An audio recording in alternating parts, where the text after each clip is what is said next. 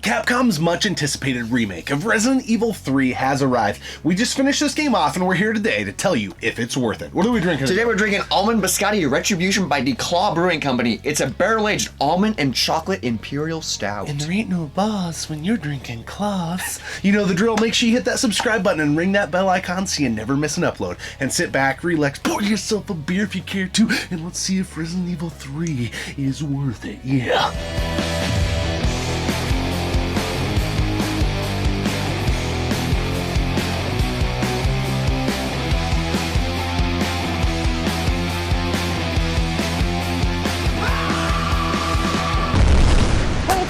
J-Love81 and you're watching my boys gaming off the grid.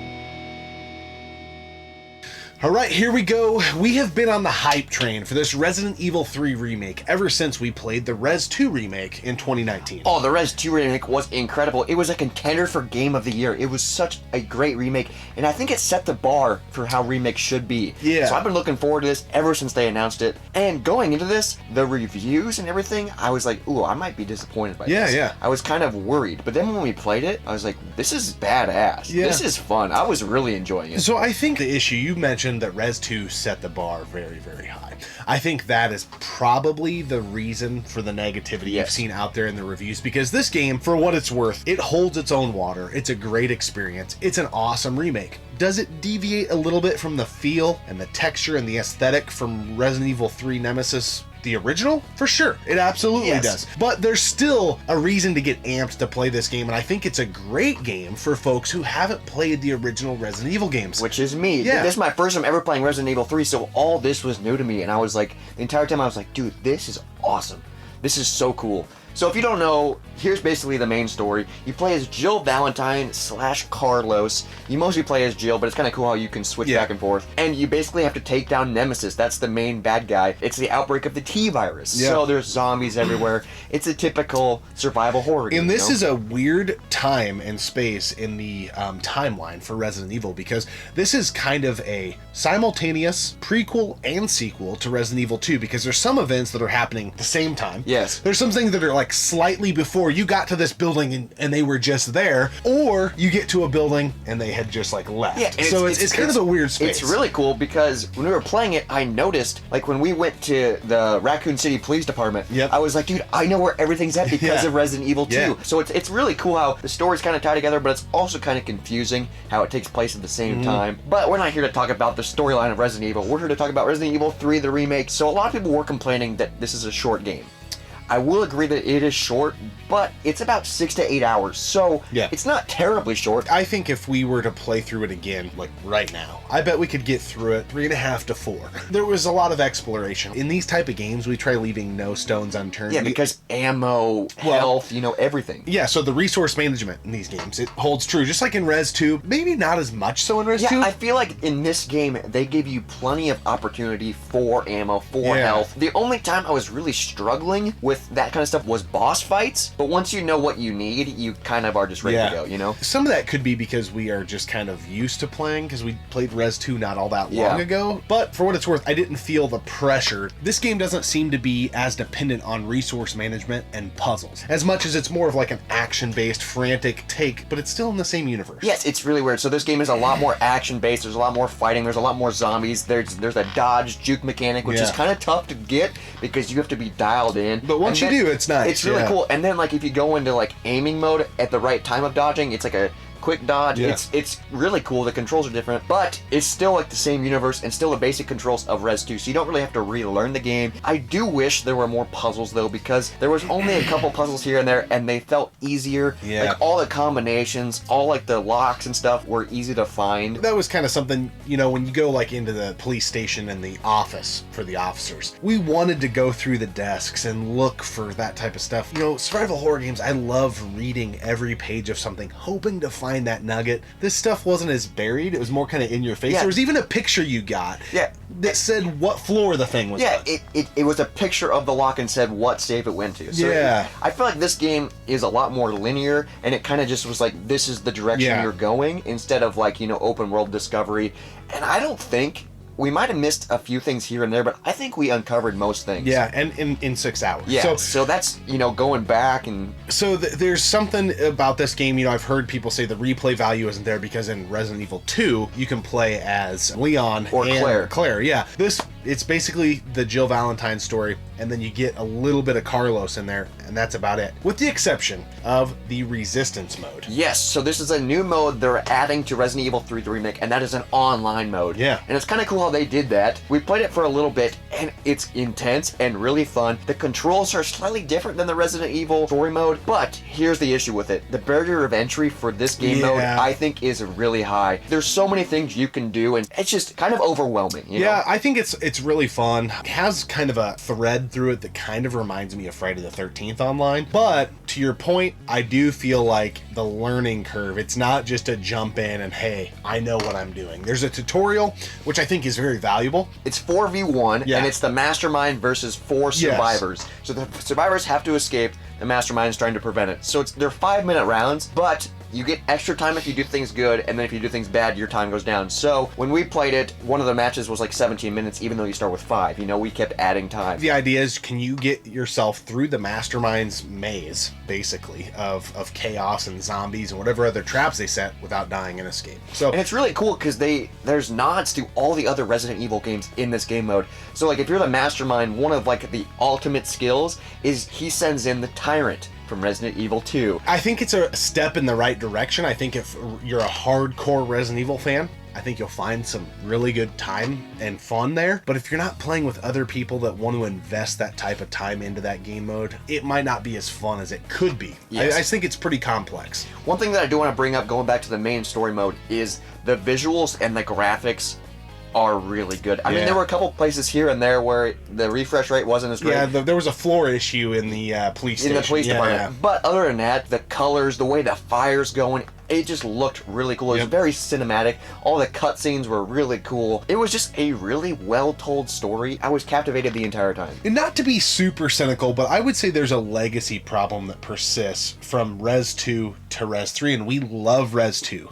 But the damn zombies, they are bullet sponges. And that's somewhat okay if headshots felt more like they matter. Yes. They matter, but not enough. Yeah, so like if you hit a zombie in the head, it should go down. It's a zombie. But they'll knock back and keep walking. You hit them in the head again, they'll fall over, but then they'll get back up. Yeah. And I get that that's like how Resident Evil is, but it's like, dude, we're wasting so much ammo, and I'm hitting them in the head every time.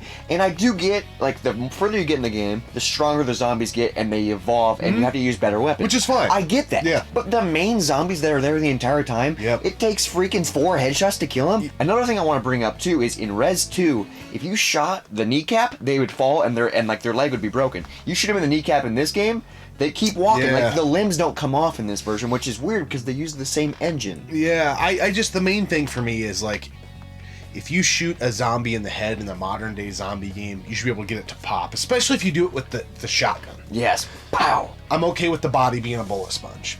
Headshots have to matter. They don't feel like they really do. And then the other thing, it's a modern game, but you get it off the store shelf, you slide it in there, and guess what? Hey, let's wait 25 minutes so it can download. And this is why we like to stick to cartridges for the most part. The ultimate question, is this game worth it? Is it worth that first day, first weekend, first week purchase $60 for full price? Here's what I'm going to tell you is you have to wait because we're going to talk about this beer first. Really good beer. This is a BK beer here sent to us from the East Coast. It's Duclaw. We've had a couple Duclaw beers on the channel before. The Almond Biscotti Retribution Stout. This is very good. The nose is like literally Biscotti coffee shop type of smell. Yeah, and there's like some almond in it, so it's a barrel-aged almond and chocolate imperial stout, and it was aged for 6 months. So you can definitely taste that barrel-aged. Yeah. It has that nice bite to it. It's got a nice sweetness to it, too, with that almond and that vanilla. This is a really good beer. It is. It's fantastic. Duclaw. They we've only, I think, had their dessert stouts before. This is a great beer. I'm thoroughly enjoying it.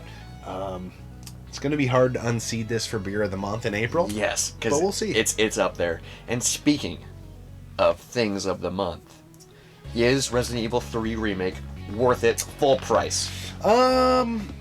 with what else is out there at the current point in time, I don't know if that's fair to judge it against that, but if you've got $60 burning a hole in your pocket, I would say probably get Animal Crossing, Doom Eternal, then Resident Evil 3. I think this game will be a game a year and a half out that you can get used at GameStop, online, eBay, trading with a friend for probably $20. And at that price, it's a steal. I think if you're a hardcore Rez fan and you have to play it, read your own mail. Yes. We wanted to play it really bad day one. For the average gamer, I do think you could get more bang for your buck. I am glad though that they added the online piece, because if it was just the main story, it would be like, okay, yeah, it's maybe not worth the full price. With the online thing, there is replay value. It will keep you coming back, even though that there's a huge learning curve. But I do want to say though that this game is really fun. I really enjoyed it. The controls felt tight. It was an awesome experience.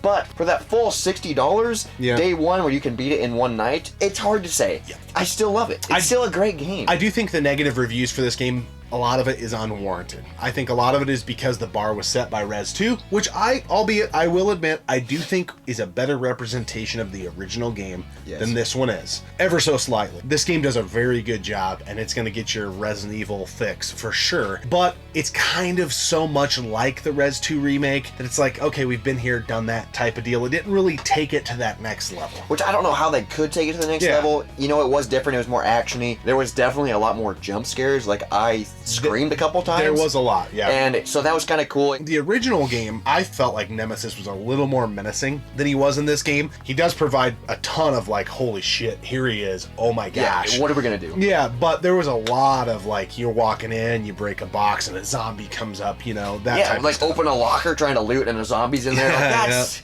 I knew he was in there. He got me. Yeah. But it's a fun game for what it's worth. I definitely think you guys can wait a little bit on this game. It's one that you are gonna want to play for sure. Yes. But I don't think you want to open that wallet and drop $60 on it. I know there are some retailers who've had it like you buy two get one free. Maybe throw it into that mix. But aside from that, hold your water a little bit. It's a fun game. It's a great representation of Resident Evil and Resident Evil 3. One last question before we part ways. In the comment section below, should they keep this train going? Ooh. Do they stop here?